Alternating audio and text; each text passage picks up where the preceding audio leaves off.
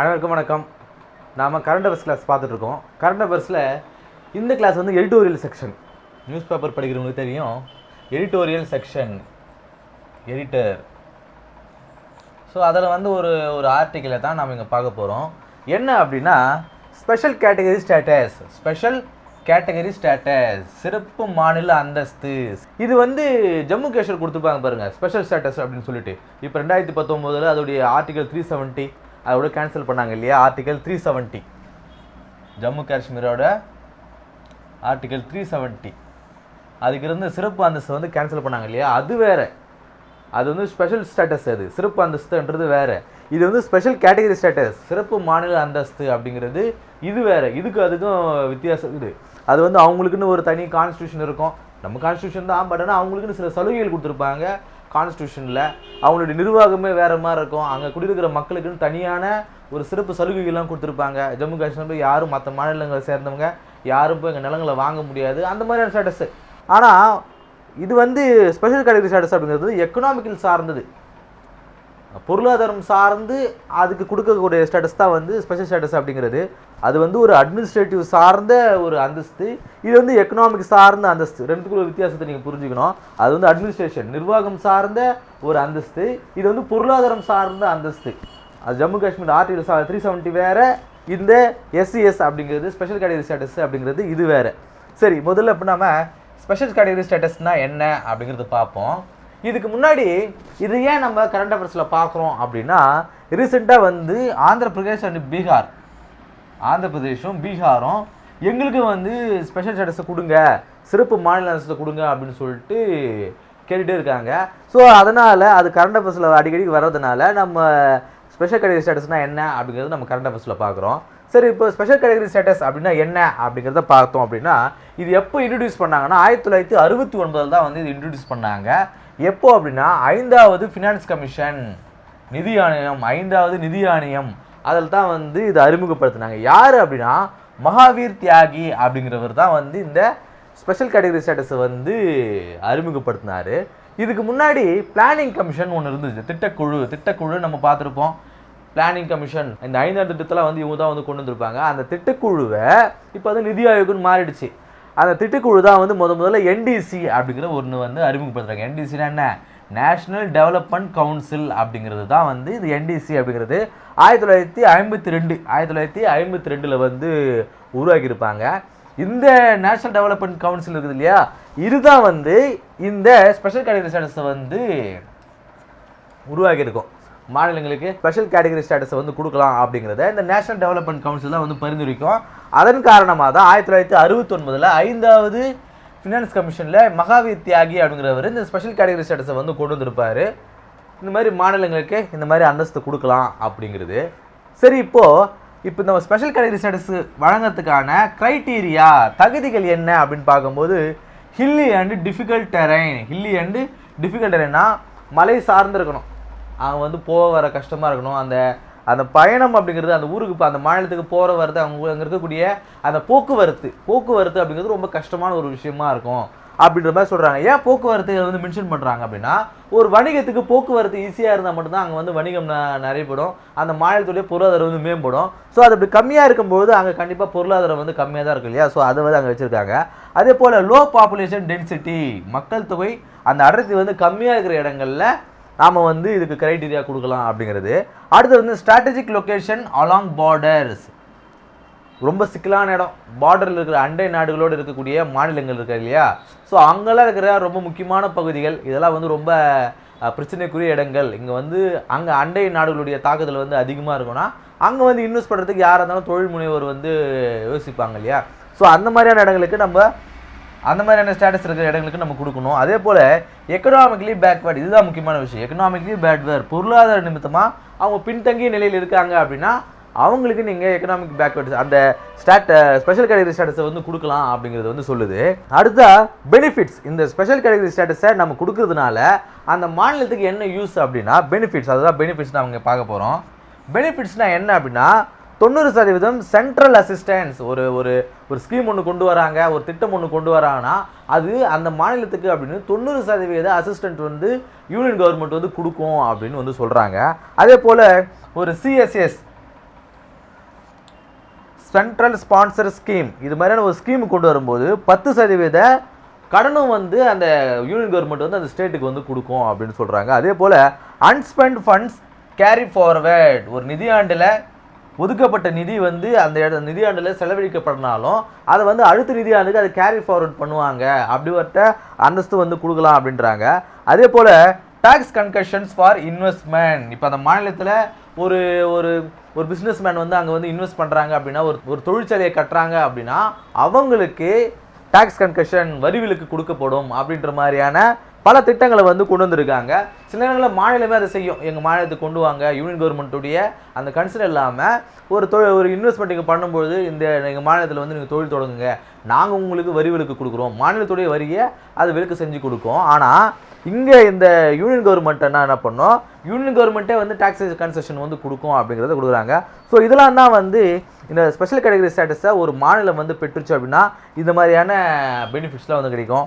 Criteria என்ன, அது எந்தெந்த தகுதிகளை பெற்றிருந்தால் அதுக்கு ஸ்பெஷல் கேட்டகரி ஸ்டேட்டஸ் வந்து கொடுக்கலாம் அப்படிங்கிறது. அப்படியே அந்த ஸ்பெஷல் கேட்டகரி ஸ்டேட்டஸை ஒரு மாநிலத்துக்கு கொடுத்தா அது என்னெல்லாம் பெனிஃபிட் ஆகுன்றதை பார்த்தோம். இது வரைக்கும் கிட்டத்தட்ட ஒரு 11 ஸ்டேட்டுக்கு ஸ்பெஷல் கேட்டகரி ஸ்டேட்டஸ் வந்து கொடுத்துருக்காங்க. ஸ்பெஷல் கேட்டகரி ஸ்டேட்டஸை இது வரைக்கும் இந்தியாவில் 11 ஸ்டேட்டுக்கு வந்து கொடுத்துருக்காங்க. மொத்தமே வந்து 28 ஸ்டேட் தான் இருக்குது இந்தியாவில், 28 ஸ்டேட் தான் இருக்குது.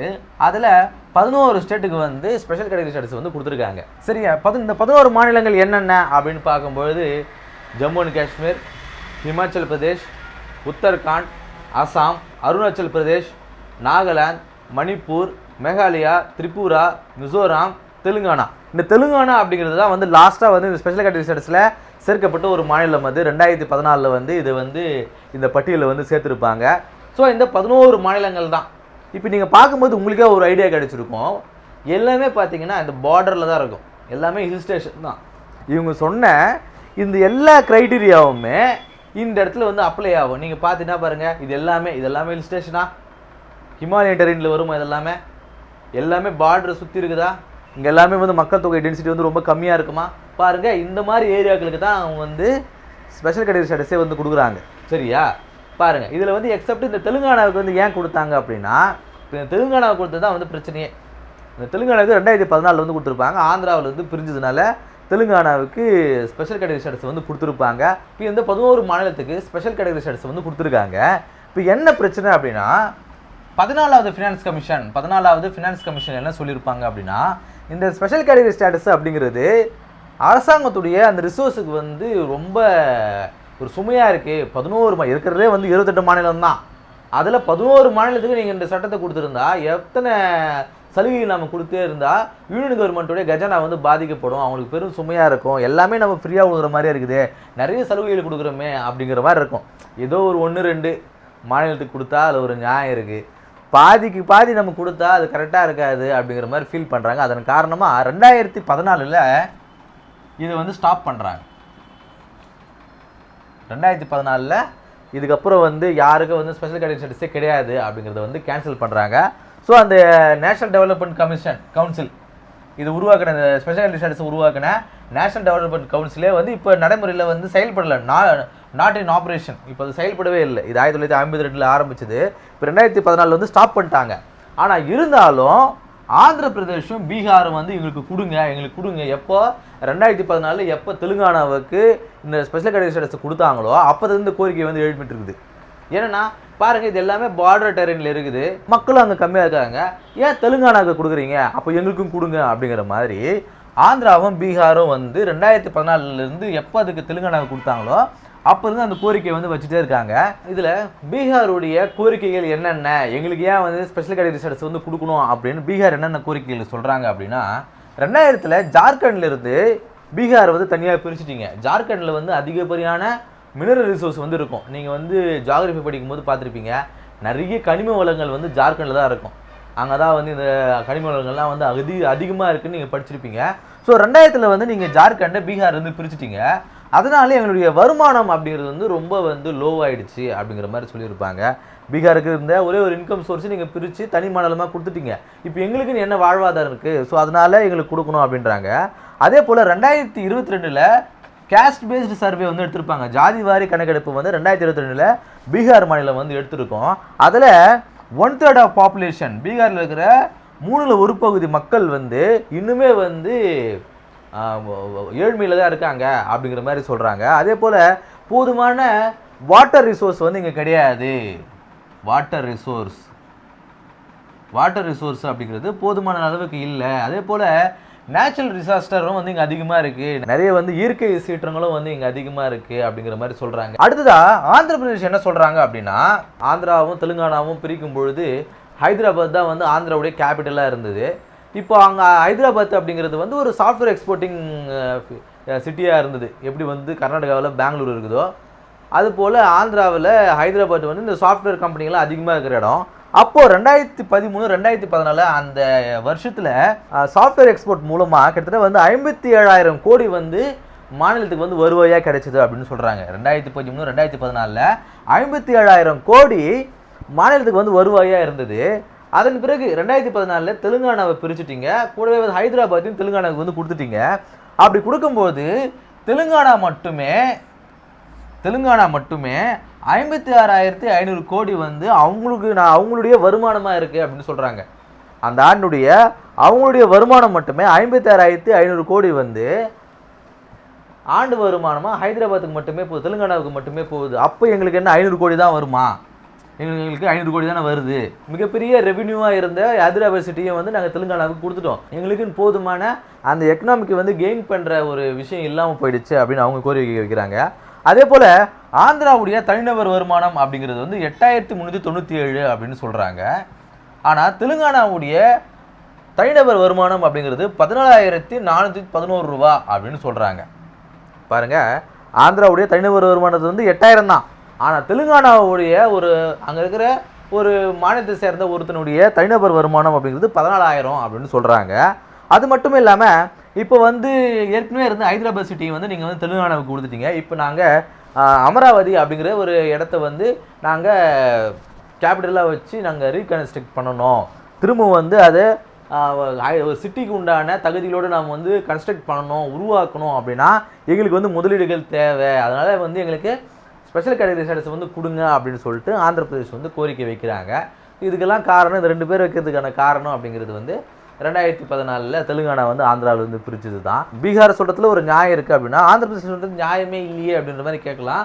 நீங்கள் பார்த்துருப்பீங்க ஆந்திரா அப்படிங்கிறது இதெல்லாம் எங்கே வரும் அப்படி இருக்கும்போது இங்கே கூட பார்த்தீங்கன்னா நிறைய மலைவாழ் மக்கள்லாம் இருக்காங்க. நீங்கள் ஹிஸ்ட்ரியில் படிச்சிருப்பீங்க, கோண்டியின மக்கள் வந்து சுதந்திரத்துக்காக போராடினாங்க அப்படிங்கிற மாதிரியான விஷயங்கள்லாம் நீங்கள் பார்த்துருப்பீங்க. ஸோ அவங்கெல்லாம் வந்து இங்கே தான் வருவாங்க. ஸோ இது வந்து ஒரு மலை பிரதேசம் தான். ஆந்திராவும் வந்து மலை பிரதேசம் தான்.